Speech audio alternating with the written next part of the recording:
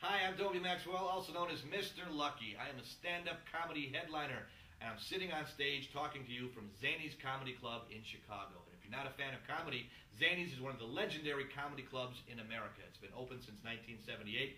Some of the top comedians ever have performed right on the stage where I'm sitting talking to you. Guys like Jay Leno and Jerry Seinfeld and Drew Carey and Sam Kinison and Marsha Warfield and Brett Butler and Jeff Foxworthy and too many comics to name have been right here. So you're in the right place if you want to learn about stand-up comedy. I've been teaching comedy classes since 1993.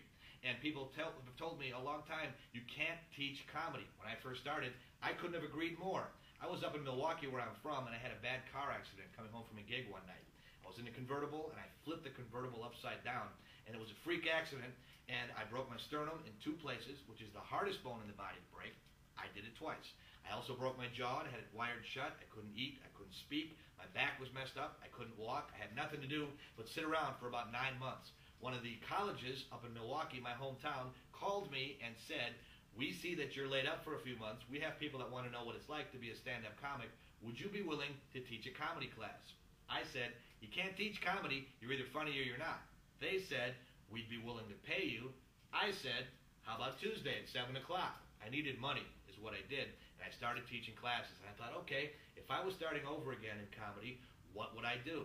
And I saw all the mistakes that I made and all the other comedians made when they started. I thought, okay, well, I can at least tell people what not to do. And the first thing I'm going to tell you, like I told every student that I've ever had, I cannot make you funny. Okay, this is not diesel truck driving school. I'm not making any guarantees. If you have funny, I can help you shape it. Michael Jordan had a lot of natural talent when he played basketball, but he also had coaches, and he listened to the coaches, and he played basketball in the right way. What I'm here to do is to teach you to do stand-up comedy in the right way. There are a lot of fundamentals that you need to learn, and I'm here to tell you. Now, if you ever have been on stage before, you know the biggest part of being on stage is your communication rapport with the audience. You have to communicate your thoughts in the form of jokes to get laughs. It doesn't take a genius to figure that out. What it does take a genius to do is to do it correctly. Now, my friend right here, soon to be yours, is the microphone. I'm going to go over to the microphone right now and show you some techniques really quickly. If you've never talked on a mic before, this is your power wand. If you're a Star Wars fan, this is the Force, Luke Skywalker. The mic is your best friend. I always tell my students, and I'm telling you right now, if you are not a professional comedian and you've never been on stage before, but you plan on going on stage, the first thing I want to tell you is to leave this microphone in the mic stand wherever you start performing. There is no reason to take it out, for many reasons.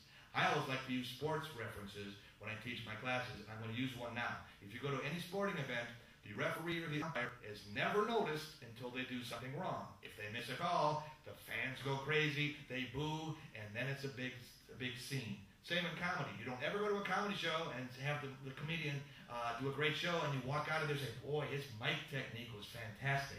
It's never an issue until he messes it up. But you go to open mics all the time, and you see new comedians start, they don't know what to do. They take it out, it comes out of the stand, they don't know what to do. Now they're trying to put it back in, and before long, they do have it in, and they're all over the place trying to talk into it, and it sounds terrible. And human nature states that if you're not getting laughs in your uncomfortable situation, now there's no point of focus, so the comedian will subconsciously back off, so by the end of the 5 minutes on stage, he or she is in a fetal position, shaking like a 3-legged dog trying to pass a peach pit, and it's not fun for everybody. So believe me, tip number 1, the biggest mistake new comedians make is the mic technique going wrong. They're wrapping around the mic stand, there's always something wrong, leave it in. I always like to use this as an example. It's like you're slow dancing with Karen Carpenter. If you don't know who Karen Carpenter is, it doesn't matter. She was a skinny young lady, and I want you to stand right in front of it. You don't have to choke her, you don't have to choke it like this, you don't have to make it go up and down like a buttered churn. It should come up and down once. The microphone should be pointing up,